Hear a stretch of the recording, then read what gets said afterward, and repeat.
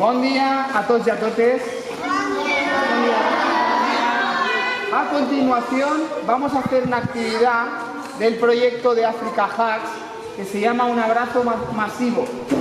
Cuando yo diga 1, 2, 3, nos abrazaremos a un compañero y estaremos durante 15 segundos abrazados.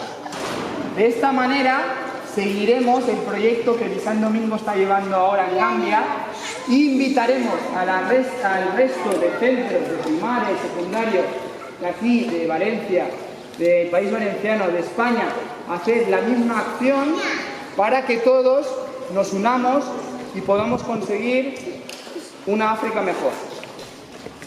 A la de 3 vamos a hacer una prueba. Nos abrazaremos a un compañero que tenemos al lado. 1, 2 y 3. Cristina, te arrime yo a tú.